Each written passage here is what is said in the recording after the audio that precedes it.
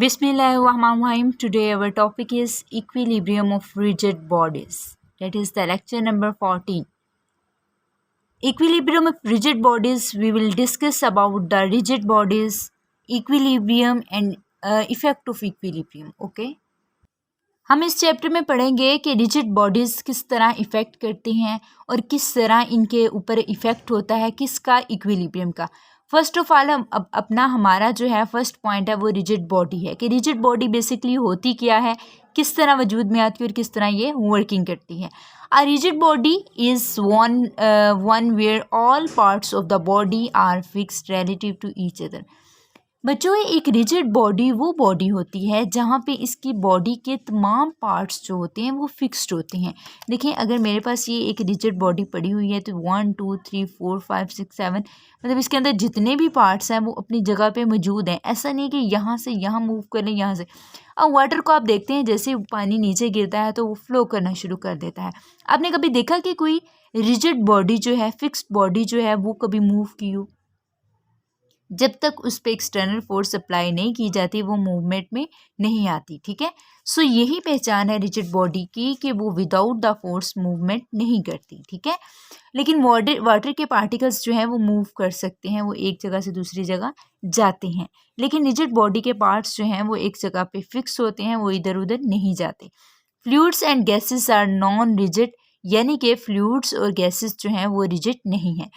Second point है rotational and translational motion. Motion और translation motion और रोटेशनल मोशन पे क्या इफेक्ट होता है रिजिड बॉडीज़ का? The translation motion of a centre of a mass of rigid body. अगर कोई ट्रांसलेशन मोशन हो रही है और कहाँ पे हो रही है? सेंटर ऑफ द बॉडी में, यानी हमारी ये बॉडी है तो इसके सेंटर पे जो है ना वो रिजिड बॉडी पड़ी, मतलब उसके ऊपर इफेक्ट हो रही है कौन सी? Translation motion. सो हमारे पास डी टी जो है वो किसके इक्वल होगा? फोर्स एफ के, और फोर्स एफ इक्वल होगी सिग्मा एफ एक्सटर्नल के इट्स नेट एक्सटर्नल फोर्स, जो कि इसकी क्या है? नेट एक्सटर्नल फोर्स है। सो हमारे पास रोटेशनल मोशन जो है D L by D T होगी किसके इक्वल होगी? टार्क के होगी। टार्क बराबर होगा सिग्मा टार्क एक्सटर्नल के नेट एक्सटर्नल टार्क के, किसके इक्वल होगा? ये नेट एक्सटर्नल टार्क के। ठीक है, उसके बाद हम अपने पॉइंट नंबर 3 पे आते हैं जिसमें वो कहता है static equilibrium. Static equilibrium basically क्या होता है? A rigid body is mechanically equilibrium. एक रिजिड बॉडी जो है मैकेनिकली इक्विलिब्रियम की हालत में होती है if both linear and angular momentum P and L जो है वो कहता है स्टैटिकल इक्विलिब्रियम की हालत में अगर कोई बॉडी है तो इसमें एंगुलर मोमेंटम, ठीक है, और लीनियर मोमेंटम, ये मैंने एक साथ लिख दिया है। पहले आ जाना है ये लीनियर मोमेंटम का और दूसरा आ जाना है क्या? आ जाना है एंगुलर मोमेंटम का। ठीक है, तो आप देख सकते हैं कि हमारा D P by D T क्या हो जाएगा? 0 हो जाएगा। क्यों? क्योंकि ये किस हालत में है? स्टैटिकल इक्विलिब्रियम की हालत में है, साकन हालत में है। सो हमारे एंगुलर मोमेंटम जो है D L by D T वो भी क्या हो जाएगा? 0 होगा। इसी तरह हमारा पी जो है वो क्या है? लीनियर मोमेंटम है, वो 0 है, तो एंगुलर मोमेंटम भी हमारा 0 हो जाएगा क्योंकि ये किस हालत में पड़ा हुआ है? स्टैटिकल इक्विलिब्रियम में। बच्चों, इसके बाद हम एक एग्जाम्पल लेते हैं। एग्जाम्पल में आप देख सकते हैं कि हमारे पास एक मैस है और इस तरफ फोर्स 1 अप्लाई हो रही है और इस तरफ फोर्स 2 अप्लाई हो रही है। ऊपर एंगुलर मोमेंटम लग रहा है और नीचे मैस ये पड़ा हुआ है। हमारे पास एंगुलर मोमेंटम फोर्थ पार्ट में, यानी फोर्थ हाफ है, ये सेकंड हाफ है, ये इसका फोर्थ हाफ है। ठीक है, यहाँ पे एक मैस पड़ा हुआ है, हम इसको क्या करते हैं? फोर्स से मूवमेंट करवाते हैं यहाँ से यहाँ तक। पढ़ते हैं कि क्या होता है। फाइंड, हमने क्या फाइंड करना है? Force F1 and F2। हमने फोर्स F1 और F2 क्या करनी है? ये दोनों क्या करनी है? फाइंड आउट करनी है। With which sports push on the rod, जो कि सपोर्ट करती है, पुश करने के लिए, हरकत देने के लिए किसको? बॉडी को। इन द अपवर्ड डायरेक्शन, ऊपर वाली डायरेक्शन में। बच्चों ये देखो कि ये ऊपर वाली डायरेक्शन में जा रहे हैं ना, ये एरो का साइन, यानी हमारी ये बॉडी जो है इस पे हम अगर फोर्स अप्लाई करते हैं F1 एंड F2 तो सपोर्ट करती है कहाँ पे? पुश करने के लिए ऊपर की तरफ, ऊपर ऊपर ऊपर ऐसा करके ये जो है ना वो मूव करेगा। ठीक है, सो हमारे पास सिग्मा एफ वाई जो है, जाहिर सी बात है इस पे कौन सी फोर्स अप्लाई होगी? एफ वाई की होगी ना, क्योंकि ये वर्टिकल में जा रहा है। अगर हॉरिजॉन्टल नीचे की तरफ होती तो एफ जी होना था, यानी हॉरिजॉन्टल में, बट ये वर्टिकल है। सो एफ वाई इज इक्वल है F1 प्लस F2, यानी कि सम दोनों का माइनस किसी होगा M G capital minus small M G equal to 0 के। सो हमारे पास सिग्मा जो है टार्क वाई जो है वो इक्वल होगा F1 की जगह M1 लिख दिया और मल्टीप्लाई टार्क की कंडीशन में क्या मल्टीप्लाई हो जाएगा और ये 0 प्रोडक्ट में आ जाता है ना। सो F2 L के साथ F2 और L आ जाएगा, ठीक है, माइनस mg कैपिटल और L बाय फोर्थ, यानी angular momentum fourth part, minus mg small mg L by 2 second half equal to किसके है 0 के, ठीक है। सो हमारे पास F1 जो है इन सारों को सॉल्व करके F1 हमारे पास क्या आ जाएगी 3m plus 2 small m by 4 half by g, इसको करना है, ठीक है। और F2 हमारे पास क्या आ जाएगी m प्लस क्या आ जाएगी 2m, ठीक है, इन दोनों को ले लिया, g कॉमन ले लिया और 4 आ गया, ठीक है, इनमें से क्या ले लिया g कॉमन ले लिया इन दोनों को कंपेयर करने से। पॉइंट नंबर 5 पे आते हैं जिसमें कहते हैं लेट्स स्टार्ट ओरिजिन ओ, हमारे पास एक ओरिजिन ओ है and calculate the torque about O, और ओरिजिन पॉइंट पे हमने क्या फाइंड करना है इसका टार्क। सो T0 क्योंकि ओरिजिन पे है तो T1 plus T2 so on Tn तक जाएगा और force plus force 1 plus R2 multiply F2 plus so on Rn। बेटा इधर जो है ना वो हाँ जी R2 आ गया, सॉरी ये दोनों आ गए, ठीक है, प्लस Rn F1 के साथ मल्टीप्लाई होना था R1, ठीक है, यहाँ पे मेरे से थोड़ा सा बाय मिस्टेक लिखा गया। सो Rn मल्टीप्लाई Fn आ गया, ठीक है, यहाँ तक जो है ना यहाँ पे एंड हो।